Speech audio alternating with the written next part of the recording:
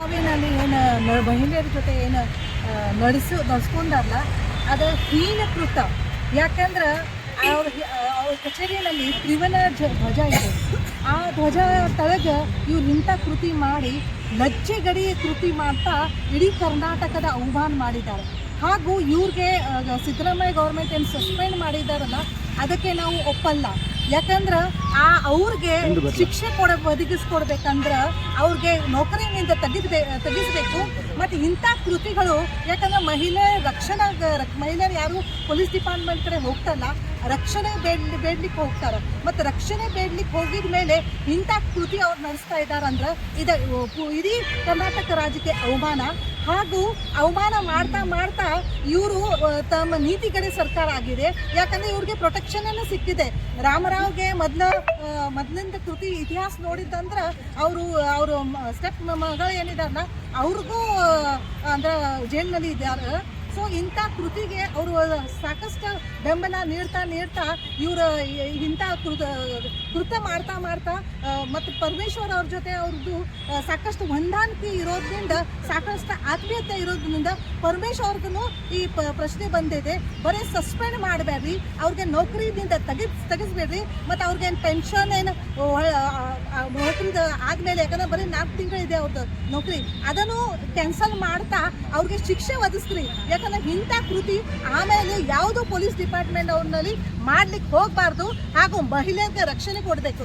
ಅದೇ ಥರ ಇದೆ ನಮ್ದು ಅಮೃತ ಗೌಡ ಏನು ಆಫೀಸರ್, ಸೀನಿಯರ್ ಆಫೀಸರ್, ಮಹಿಳಾ ಆಫೀಸರ್, ದಕ್ಷ ಆಫೀಸರ್, ಅವ್ರ ಮೇಲೆ ಏನು ಗೌಡ ಏನಿದಾರಲ್ಲ ರಾಜು ಗೌಡ, ಇವನು ಕೆಟ್ಟದಾಗಿ ಶಬ್ದ ಪ್ರಯೋಗ ಮಾಡಬಾರ್ದು ಅಂಥ ಶಬ್ದ ಪ್ರಯೋಗ ಮಾಡ್ತಾ ಇಡೀ ಅಂದ್ರೆ ಏನು ಕಾಂಗ್ರೆಸ್ ನೇತಾರ ಏನಿದಾರಲ್ಲ ಅದು ನಾವು ದೊಡ್ಡ ಇದೀವು, ನಾವು ಸಂವಿಧಾನಕ್ಕಿಂತ ದೊಡ್ಡ ಇದೀವು, ಹಾಗೂ ನಾವು ಹೇಗೆ ಬೇಕಾದ್ರೂ ನಡೆಸ್ಕೋಬಹುದು ಅಂತ ತೋರಿಸ್ತಾ ಇದ್ದಾರಲ್ಲ.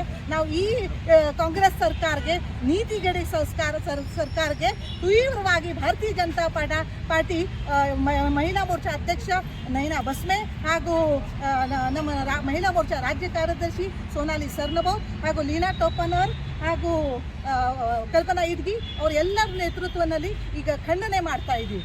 ಈಗ ಅವ್ರೇನು ನಾವು ಅಂಥದ್ದೇನು ಮಾಡೇ ಇಲ್ಲ, ತನಿಖೆ ಆಗಲಿ ಅಂತ ಹೇಳ್ತಾರಲ್ಲ ರಾಮಚಂದ್ರ ರಾವ್. ಮತ್ತು ನೀವು ಖರೆ ಅಂತ ಹೆಂಗೆ ಹೇಳ್ತೀರಿ? ತನಿಖೆ ಆಗೋದು ಬೇಡ ಅಲ್ಲ, ತನಿಖೆ ಆಗಬೇಕು. ಬಟ್ ಒಂದು ಮಾತಾಡುವಾಗಲೂ ಆ ಭರನಲ್ಲಿ ಅವ್ರು ಏನು ಮಾತಾಡಿದ್ದಾರೆ ಅಂದ್ರೆ ಬೆಳಗಾವಿನಲ್ಲಿ ಇದ್ದಾಗ ಈ ಕೃತಿ ಆಗಿದೆ ಅಂತ ಅಂದ್ರೆ ಅವರು ಒಪ್ಪಿದ್ದಾರೆ. ಆಮೇಲೆ ಅವರು AI ಅಂತ ಪ್ರಯೋಗ ಮಾಡ್ತಾ ಇದ್ದಾರೆ. Artificial intelligence have come now, it is not old. So ಅವ್ರದ್ದು ಒಂದು ಯಾವುದೋ ಕೃತಿ ಮಾಡಿದ ಮೇಲೆ ಒಂದು ತಪ್ಪ ಭಾವನೆ ಆತ್ಮನಲ್ಲಿ ಇರ್ತೈತೆ. ಅದರಿಂದ ಬಾಯಿನಿಂದ ಅವ್ರದ್ದು ಬಂದೈದ 8 ವರ್ಷ ಹಿಂದ್ಗಡೆ ಬೆಳಗಾವಿನಲ್ಲಿ ಕೃತಿ ಆಗಿದೆ. ಮತ್ತೆ ಇತರ ಜೊತೆ ಹೇಳ್ತಾರೆ BJP ಅವರು ಇದನ್ನು ಮುದ್ದಂ ಕ್ರಿಯೇಟ್ ಮಾಡ್ತಾ ಇದ್ದಾರೆ. ನೋಡ್ರಿ, ಅದಕ್ಕೂ ನಮ್ಮ ಭಾರತೀಯ ಜನತಾ ಪಾರ್ಟಿ ಅವ್ರಿಗೆ ಸಾಕಷ್ಟು ದೇಶದ ಅಭಿವೃದ್ಧಿ ಕೃತಿನಲ್ಲಿ ಭಾರತೀಯ ಜನತಾ ಪಾರ್ಟಿ ಮಾಡ್ಲಿಕ್ಕೆ ಹೋಗಲ್ಲ. ಮಹಿಳೆಯರಿಗೆ ಅಪಮಾನಾಸ್ಪದ ಘಟನೆ ಇದೆ. ಅಪಮಾನ ಮಾಡೋದು ಅದು ಭಾರತೀಯ ಜನತಾ ಪಾರ್ಟಿ ಮಹಿಳೆಯರಿಗೆ ತಾಯಿಯ ಸ್ವರೂಪ ನೋಡೋದ್ರಿಂದ ಇಂಥ ಕೃತಿಗೆ ಭಾರತೀಯ ಜನತಾ ಪಾರ್ಟಿ ಏನೋ ಇಲ್ಲ ಆಗೋಲ್ಲ. ತಾವು ತನಿಖೆ ಮಾಡಿದ್ರ ಅಂದ್ರೆ ಗೊತ್ತೇ ಆಗ್ತೈತ. ಬಟ್ ಇದರಲ್ಲಿ ತನಿಖೆ ಆಗ್ತೈತಂತ ಡೌಟ್ ಇದೆ ನನಗೆ. ಅಸಲ ಮಾಡ್ಕೊಂಡು ಹೋಗ್ಬಾರ್ದು. ಸರಿಯಾಗಿ ಅವ್ರಿಗೆ ತನಿಖೆ ಮಾಡ್ತಾ ನಿಷ್ಪಕ್ಷವಾಗಿ ತನಿಖೆ ನಾವು ಬೇಡ್ಲಿಕ್ಕೆ ಬಯಸ್ತೀವಿ.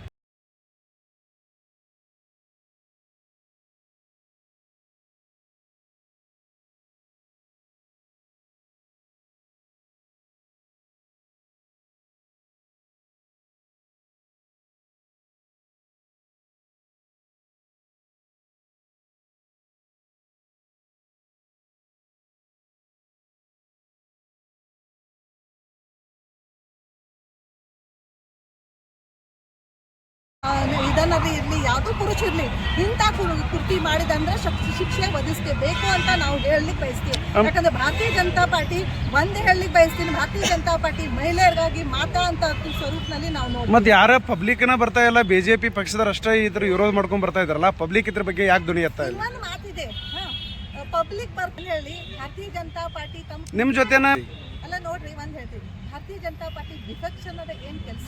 ಪಬ್ಲಿಕ್ ಯಾವಾಗ ಬರ್ತೈತೆ ಅಂದ್ರೆ ಸಂತಸರಲ್ಲಿ ಅವರು ದಬ್ಬಾಳಿನಲ್ಲಿ ಎಷ್ಟು ಇರಬಹುದು ಅಂತ ನನಗೆ ಅನುಸಂಧಾನ ಕೇಳ್ತೀನಿ. ಇಂಥ ಮೇಲೆ ಆಗಿದೆ ಅಂತ ಕೇಳ್ತೀನಿ. ಅವಾಗ ನೋಡ್ರಿ, ಮತ್ತೆ ಪಬ್ಲಿಕ್ ಹಂಗ ಮಹಿಳೆಯರು ಯಾಕೆ ಬರ್ತಾ ಇಲ್ಲ ಒಂದ್ ಹೇಳಿ ಒಂದು ಪ್ರಶ್ನೆ ಇದೆ ಆವರಿಸ್ತಾ ಇದೆ. ಯಾಕಂದ್ರೆ ದಿಸ್ ಇಸ್ ಒತ್ತಡದಲ್ಲಿ ಮಾಡಿದ್ ಬಿಡ್ಬೋದು. ಈಗ ಗೊತ್ತಾಗ್ತಾ ಇದೆ ಇದು